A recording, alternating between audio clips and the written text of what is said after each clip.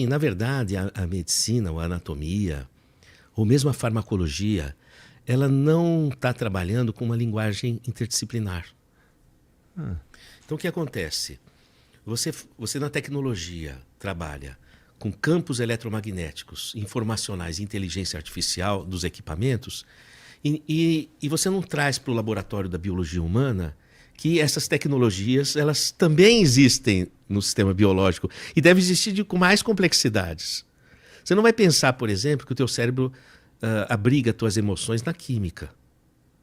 Dopamina, ocitocina, lógico que não. Isso, vamos dizer assim, se você for até os algoritmos matemáticos, a lógica das dimensões algorítmicas dessas funções, você percebe que não dá para abrigar isso em 3 dimensões. E que não tem prova que a depressão é por causa da serotonina. Não existe prova científica disso. Isso é um marketing. Então, a gente acaba... isso acontece muito da seguinte forma. Um trabalho científico, quando ele investiga um elemento da natureza, ele abre muito mais dúvidas do que certezas, porque ele amplia o horizonte de conhecimento e aparece mais dúvidas do que certezas. Quando você passa aquilo para o tratado de medicina, você só passa as certezas. Então dá uma impressão que você sabe. Entendi. Bom, se não fosse assim, pensa comigo assim, alguém está falando assim, não, imagina, porque é a serotonina, tá bom, ok, tá. Então a psiquiatria conhece e está resolvendo os problemas, né? Nós estamos com um suicídio a cada 30 segundos. Não estamos resolvendo, não. Não está resolvendo, porque não é assim que funciona. Precisa pensar um outro jeito. Está todo mundo caindo pelas tabelas do ponto de vista psiquiátrico, que a psiquiatria não está resolvendo. Por que não está resolvendo? Porque não está havendo uma confusão de conhecimentos, de princípios. Não é a química. A química, ela reage. Essa interdisciplinaridade de trazer a evolução da física para a interpretação da bioquímica, ela precisa acontecer. Quando um hormônio tiroidiano, ou, por exemplo, um hormônio hipofisário, TSH, bate na célula tiroidiana para fazer ela produzir hormônio tiroidiano, tetrahidrotironina, por exemplo, aquela molécula bate na parede da célula e por radiofrequência ela abre o DNA, é imediato. Porque você imagina, a fita de DNA, se você pegar o DNA das células, dá uma volta no planeta Terra. E ela está empacotada numa estrutura microscópica. Então não dá para você localizar assim, não é assim. É a mesma coisa, você vai procurar, sei lá, o Toshio no Japão. Aí então você pega, chega no Japão, bate numa porta em porta para achar o Toshio. Então é assim que faz, você pega o celular, você vai por campo, você já chega direto. E acha que a célula não é assim? Primeiro reage por radiofrequência. Depois a química acompanha. Mas precisa haver essa evolução. Falta interdisciplinaridade. A física evoluiu. Por que essa física não entrou na farmacologia? Falta de interdisciplinaridade. Então as pessoas simplificam, entendeu? As coisas não funcionam desse jeito. Mas não sou eu que estou dizendo que não está funcionando. Veja aí no dia a dia das pessoas cheias de remédios. Não está funcionando. Por que a gente não está prestando atenção nisso, então? Porque é do interesse, do nosso interesse. É porque a gente não consegue explicar mesmo? Não é que não tem ninguém olhando. A gente está olhando, mas não está chegando às conclusões? Eu acho o seguinte, que nunca foi tão necessário o pensamento sistêmico.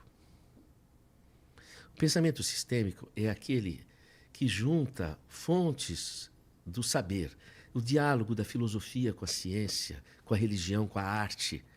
Essas fontes de saber é que constrói o conhecimento. Você não pode isolar essas coisas. Elas precisam dialogar. Nossa, mas hoje as coisas funcionam completamente diferente disso, né? Esse é um problema seríssimo. Outra coisa, achar que entregar todas as descobertas para a ciência. O que se espera realmente, assim. A gente espera que tudo que seja de informação, de tecnologia ou até de cura, qualquer coisa, a gente espera, tá sempre aqui esperando assim, não, a ciência vai chegar lá. Pronto, e aí o que acontece? Você perde uma referência, que a descoberta do espírito é a descoberta de si mesmo. É uma autodescoberta. Existem coisas que a ciência não tem como te explicar, você tem que viver. O sabor da laranja. Ou você chupa a laranja, ou não dá. São saberes vivenciais. Uhum. Entende? A ciência não vai descobrir você. Ela pode descobrir um mundo de coisas fora de você, mas a sua descoberta é por sua experiência. Então, a gente chama de epistemologia, métodos de alcance do saber. Então, tem um modelo científico, mas existem outros modelos de acesso ao saber. Porque a ciência não vai explicar a tua vida. Você vai ter que explicar ela pelo que você vive e conhece de você. Uhum. Agora, não quer dizer que eu não possa usar a ciência como uma frente, mas eu vou ter que cruzar aquilo que a ciência me traz com aquilo que eu vivo e percebo, com a arte, com a religião, ou com a espiritualidade, ou com... não sei, você está fazendo corrida e esporte, você joga o teu futebol e você traz uma luz dentro de você, porque você gosta daquilo, teus olhos brilham. Então tudo isso tem que juntar. Tem que sair dessa ideia de que é um cientista, professor doutor, que sabe sobre a vida. Ele sabe sobre para que lado roda o parafuso, que ele estuda, o resto não sabe. Às vezes aquela senhora do bar da esquina tem mais sabedoria do que muito cientista premiado. Pelo amor de Deus, a gente precisa pôr o pé no chão.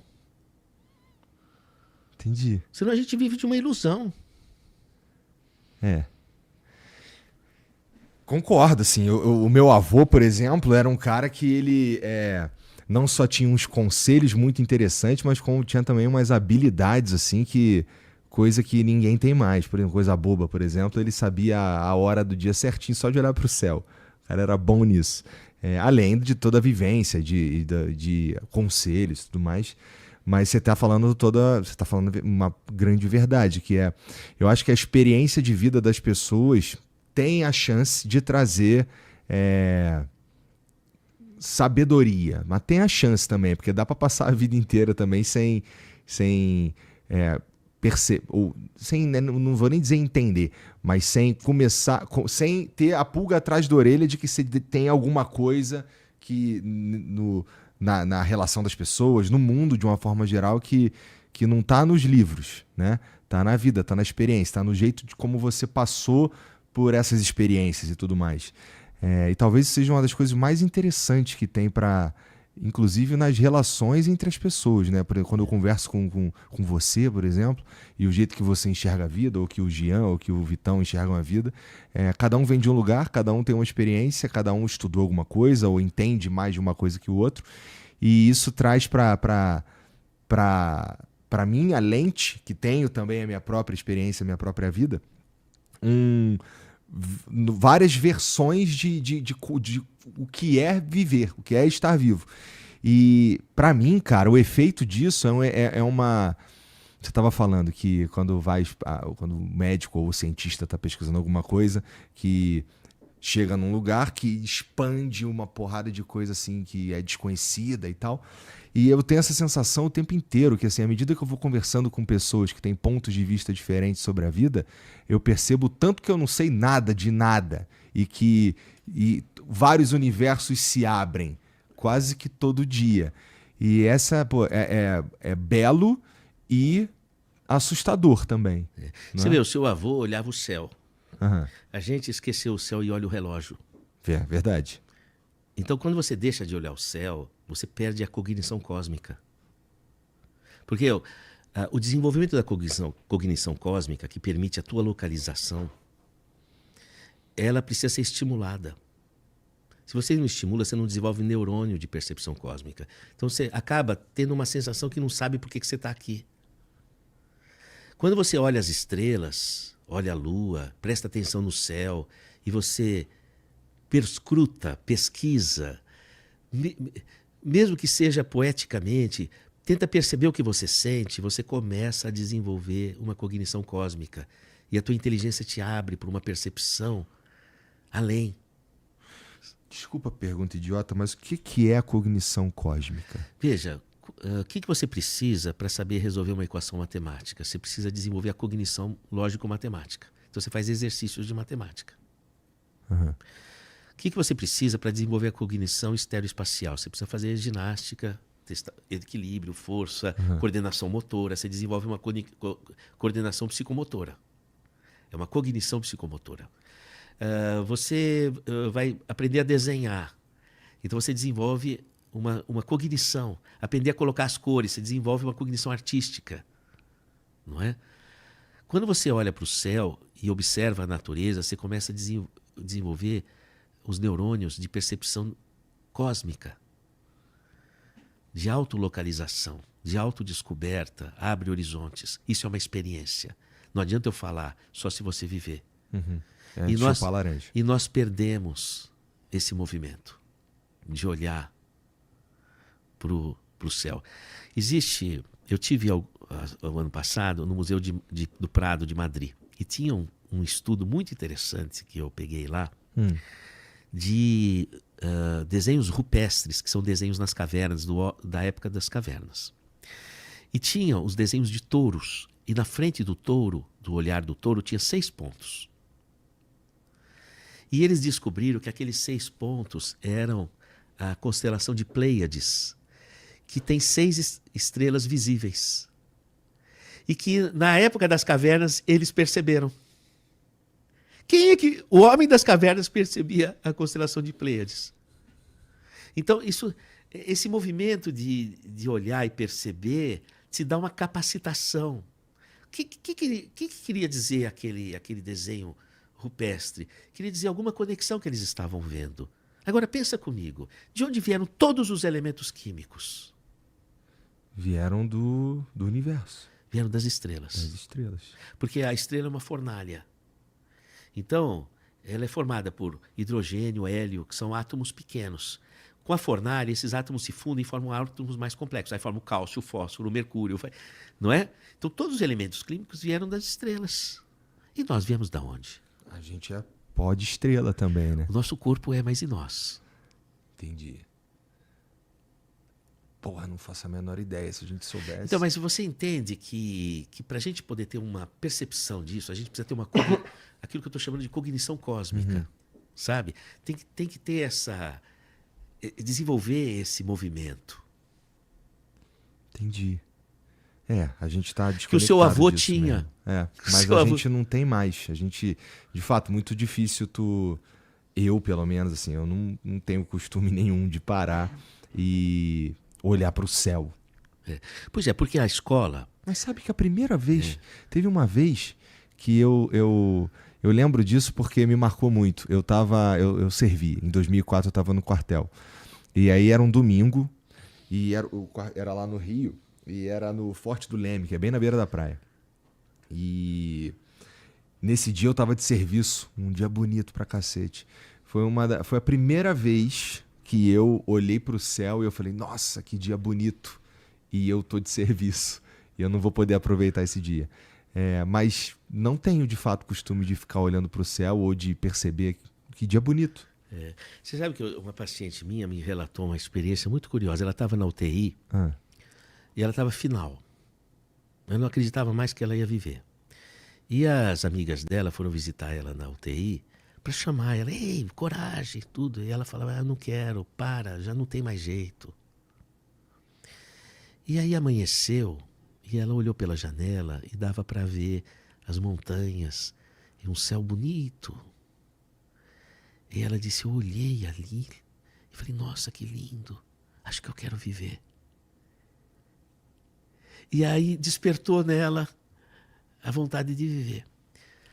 A gente olha pela janela e vê as mesmas coisas, mas essas coisas não despertam na gente isso. Porque o que aconteceu? Quando ela perdeu todas as forças corporais, quando ela não tinha mais chance nenhuma, ela se deparou com a única coisa que sobrou dela, que foi a alma dela. E quando ela chegou até a alma, ela enxergou a alma na natureza. Então a gente precisa de fazer essa busca, de enxergar essa essência, para que a gente possa ver a essência na natureza, senão a gente não enxerga.